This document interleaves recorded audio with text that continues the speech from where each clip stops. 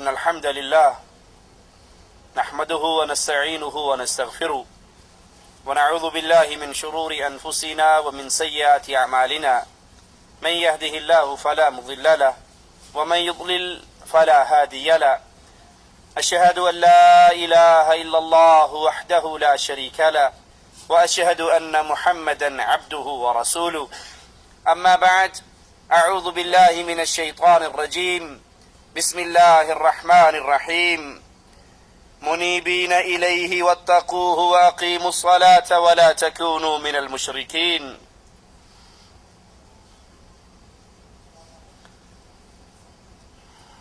کلمہ پڑھنے والی امت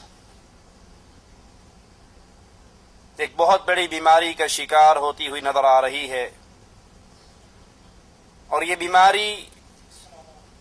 عام سے عام زور و شور سے پھیل رہی ہے کہ دعویٰ مسلمانی کا ہے، دعوے دار ہیں کہ ہم اہل ایمان ہیں، امت محمد علیہ الصلاۃ والسلام ہے، لیکن کلمہ پڑھنے کے باوجود، مسلمان کہلا لینے کے باوجود، آقا علیہ الصلاۃ والسلام سے اپنے رشتے اور ناطے جوڑنے کے باوجود یہ امت کی اکثریت مسجدیں خالی ہیں، نماز گھر بھی قبرستان کی صورت اختیار کر چکے ہیں، اور پھر نماز چھوڑنے کا غم اور دکھ بھی نہیں ہے، دلوں میں احساس بھی نہیں کہ ہم نماز کے تارک ہیں، نماز کا انکار کر رہے عملی طور پر، اور پھر دعویٰ کر رہے کہ جی نماز نہ بھی پڑھے ہیں تو مسلمان ہیں، تو کلمہ گو. بے نماز، نماز کا تارک، وہ یہ نہیں سمجھتا کہ حقیقت میں اسلام کا اس سے رشتہ ٹوٹ چکا ہے، کیونکہ نماز انسان کو اللہ کے ہاں بلند مقام عطا کرواتی ہے، اور نماز کو ترک کرنا، نماز کو چھوڑ دینا،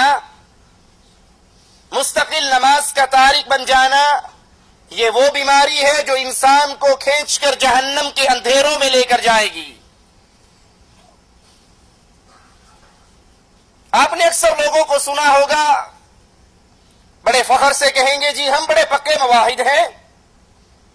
ہم درباروں پر نہیں جاتے، ہم قبروں پہ سجدے نہیں کرتے، ہم قبروں کا طواف نہیں کرتے، ہم غیر اللہ کی نظر و نیاز نہیں دیتے. ان سے پوچھئے جی ماشاءاللہ 5 وقت کے نمازی ہیں؟ کہا جی بس دعا کرو، ٹائم نہیں ملتا نماز پڑھن دا، نماز پڑھنے کا ٹائم ہمیں نہیں ملتا،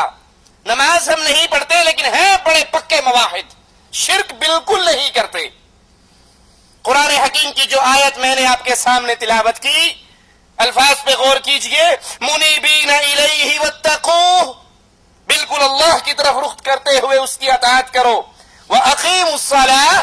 نماز قائم کرو، وَلَا تَكُونُوا مِنَ الْمُشْرِكِينَ، نماز قائم کرو، مشرکوں میں شمار نہ کرواؤ، اپنا مشرکوں کے اندر شامل نہ ہو. مفہوم مخالف کیا ہے؟ جو نماز قائم نہیں کرتا، جو نماز ادا نہیں کرتا، جو بے نماز ہے، جو تارک صلاۃ ہے، وہ مشرک ہے، موحد نہیں ہے. بھلے وہ دعویٰ اسلام کا کرتا رہے، بھلے وہ دعویٰ توحید کا کرتا رہے، وہ نماز قائم کرتا ہے تو موحد ہے. اور اگر نماز کا تارک ہے، نماز کو چھوڑ رہا ہے، نماز سے دور ہے، مستقل نماز کا تارک ہے، تو یہ توحید کا دعوے دار ہونے کے باوجود یہ موحد نہیں ہے، مشرک ہے. قرآن حکیم کے ایک اور مقام پہ غور کیجئے، فَإِذَا انْسَلَخَ الْأَشْهُرُ الْحُرُمُ، جب یہ حرمت والے مہینے گزر جائیں، فَاقْتُلُوا الْمُشْرِكِينَ حَيْثُ وَجَدتُّمُوهُمْ، ان مشرکوں کو قتل کرو جہاں بھی تم ان کو پاؤ، وَخُذُوهُمْ وَاحْصُرُوهُمْ وَاقْعُدُوا لَهُمْ كُلَّ مَرْصَدٍ، انہیں قتل کرو، انہیں پکڑو، انہیں قید کرو، ان کی تاک میں گھات لگا کر بیٹھو. آئیے اس آیت کے اس ٹکڑے پر غور کریں. فَإِن تَابُوا، اگر یہ مشرک توبہ طائب ہو جائے، اگر یہ غیر اللہ کی عبادت نماز سے اپنے دامن کو چھڑا لیں، اگر یہ غیر اللہ کے لیے سجدے کرنے سے باز آ جائیں، اگر یہ غیر اللہ کو اللہ کے مقابلے پر معبود باطل نہ بنائیں، اگر یہ اپنے شرک سے باز آئیں، غیر اللہ کی پکار سے باز آئیں، غیر اللہ کی عبادت سے باز آئیں، ان کو مشکل کشا، حاجت روا، بگڑی بنانے والا، امیدیں پوری کرنے والا، مصیبتیں ٹالنے والا، مشکل کشا نہ سمجھیں، اس شرک سے اپنے دامن کو بچا لیں۔ کیا صرف شرک سے توبہ ان کے لیے کافی رہے گی؟ نہیں، قرآن کے الفاظ پہ غور کیجئے، فَإِن تَابُوا وَأَقَامُوا الصَّلَاةَ، اگر یہ توبہ طائب ہو، اگر یہ شرک سے بیزار ہو، اگر یہ شرک سے بری ہو، اگر یہ شرک سے بچ جائیں، اپنے دامن کو شرک سے چھڑا لیں، پھر وَأَقَامُوا الصَّلَاةَ، پھر نماز قائم کریں، وَآتُوا الزَّكَاةَ، پھر زکوٰۃ ادا کریں، فَخَلُّوا سَبِيلَهُمْ إِنَّ اللَّهَ غَفُورٌ رَحِيمٌ، اگر یہ شرک سے توبہ کرنے کے بعد نماز قائم کرتے ہیں، زکوٰۃ ادا کرتے ہیں، پھر ان سے قتال نہ کرو، ان کے راستے کو چھوڑ دو، اللہ معاف کرنے والا، رحم کرنے والا ہے۔ کیا مطلب؟ اگر یہ شرک سے توبہ کرنے کے باوجود، شرکیہ اعمال سے برات کرنے کے باوجود نماز قائم نہیں کرتے، زکوٰۃ ادا نہیں کرتے، تو ان سے جنگ جاری رہے گی، ان سے جہاد جاری رہے گا، ان سے قتال جاری رہے گا۔ اسی لیے جب سیدنا ابو بکر صدیق رضی اللہ عنہ وارضاہ سے کہا گیا خلیفۃ الرسول، ان سے جنگ کرتے ہو جو نماز ادا کرتے ہیں، کہا ہاں، جو نماز اور زکوٰۃ میں فرق کریں گے ابو بکر ان سے قتال کرے گا۔ اللہ کی قسم، وہ رسی جو محمد کریم کو یہ دیا کرتے تھے علیہ الصلوۃ والسلام، اگر ابو بکر سے روکیں گے رسی لینے کے لیے بھی میں ان سے جہاد کروں گا۔ شرک سے توبہ کرنے کے بعد پھر عملی طور پہ نماز کا قیام، زکوٰۃ کی ادائیگی ان مشرکوں کے خون کو مسلمانوں کے ہاتھ سے محفوظ کرتی ہے۔ صحیح مسلم میں ہے، اللہ کے نبی علیہ الصلوۃ والسلام نے فرمایا، ان بین الرجل وبین الشرک والکفر ترک الصلاۃ، انسان آدمی کے درمیان، کفر اور شرک کے درمیان جو چیز کھڑی ہے وہ نماز ہے۔ اگر وادی کفر سے بچنا چاہتے ہو، وادی شرک میں داخل ہونے سے بچنا چاہتے ہو تو نماز قائم کرو۔ اگر نماز قائم کرو گے تو اپنے ایمان کی حالت پہ پختہ رہو گے، اور اگر نماز کو نکال دیتے ہو تو یہ انسان وادی کفر اور شرک میں داخل ہو جاتا۔ ہمارے نزدیک نماز کی اہمیت ہی نہیں رہی۔ جی میں آیا، بڑے فخر سے سنائیں گے، جی ماشاءاللہ میں جب صبح اٹھتا ہوں تو صبح کی نماز پڑھ لیتا ہوں، ایک مغرب کی کبھی نہیں چھوڑتا، باقی نمازیں جی بس وہ دوپہر کے ٹائم بقالے کی ڈیوٹی ہے،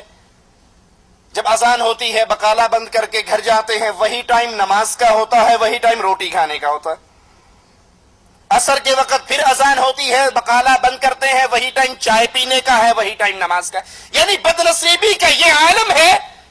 کہ اس پاکیزہ ماحول میں رہتے ہوئے، اس سعودی عرب کی پاک سرزمین پر رہتے ہوئے بھی نماز ان کو نصیب نہیں ہے۔ سعودی عرب کو چھوڑ کر دنیا کے باقی ملکوں میں تو اذان کے وقت بازار ویسے بند نہیں ہوتے، وہاں تو شیاطین انسان کی شکلوں میں اذان کے ساتھ دکاندار کے سامنے کھڑے ہوتے ہیں۔ اب وہ دیکھتا ہے ایک طرف تکبیر ہو رہی ہے، ایک طرف نماز کا وقت ہو رہا ہے، اور ایک طرف اس کے سامنے چند گاہک کھڑے ہیں، وہ ان چند پیسوں کو ٹھوکر نہیں مارتا۔ لیکن اگر انڈیا پاکستان کی کرکٹ ٹیموں کا میچ ہوگا تو گاہکوں سے بھی کہہ دے گا کہ آج فائنل میچ ہے، میچ ختم ہوگا تو پھر آنا۔ اگر کوئی فلم لگی ہے، کوئی ڈرامہ ہے، کوئی الیکشن کے سیٹوں کا اعلان ہو رہا ہے، کون سی پارٹی جیت رہی ہے، میری تنظیم یا کسی اور کی تنظیم، پھر اس کو ہر چیز بھول جائے گی۔ لیکن اگر نماز کا وقت ہے تو اس کے سامنے ہزار بہانے ہوں گے۔ اور امام الانبیاء، امام اعظم، قائد اعظم محمد الرسول اللہ صلی اللہ علیہ وسلم فرما رہے ہیں، بین الرجل و بین الشرک والکفر، بندے شرک اور کفر کے درمیان ایک نماز ہے، جس نے اس نماز کو چھوڑ دیا وہ کفر اور شرک میں داخل ہو گیا۔ آقا علیہ الصلوۃ والسلام ارشاد فرماتے ہیں، ترک الصلاۃ شرک، نماز کا ترک کرنا یہ ایسے ہیں اللہ کا حکم ہے نماز پڑھو اور انسانی خواہش کیا کہتی ہے؟ نرم گرم بستر ہے. یہ غریب لوگ ہیں جو مسجدوں میں جاتے ہیں, یہ فقراء کا ٹولہ ہے جو مسجد. ہم تو مالدار پیسے والے آدمی ہیں, رات کو دکان بڑی لیٹ بند ہوتی ہے, اب صبح کے ٹائم پہ دل نہیں چاہتا کہ اس گرم اور نرم بستر کو چھوڑ کر اللہ کے سامنے, اللہ کی مسجد میں, اللہ کے گھر میں حاضر ہوا جائے. نہیں جانتا کہ جس کا کلمہ پڑھا ہے اس نے فرمایا ہے جب انسان اپنے گھر سے مسجد کے لیے نکلتا ہے, آسمان والا اس کے لیے 2 فرشتے بھیج دیتا ہے جو اس کے ساتھ نور کے جھنڈے لے کر اس کے ساتھ قدم سے قدم ملاتے ہوئے جاتے ہیں. یہ ایک قدم زمین پہ رکھتا ہے, ایک قدم اٹھاتا ہے, اس کا ایک گناہ معاف ہو جاتا ہے, ایک نیکی لکھ دی جاتی ہے. یہ نہیں جانتا, یہ نماز کا ترک کرنے والا نہیں جانتا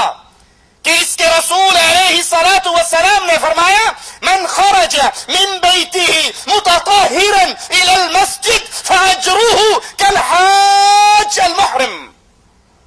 جو انسان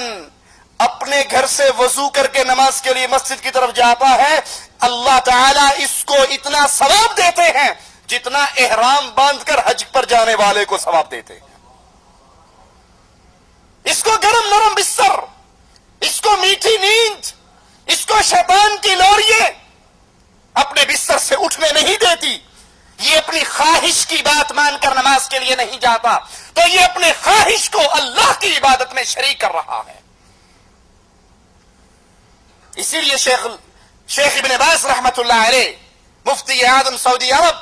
ان سے جب ایک نوجوان نے سوال کیا کہ میں فجر کی نماز پڑھتا تو ہوں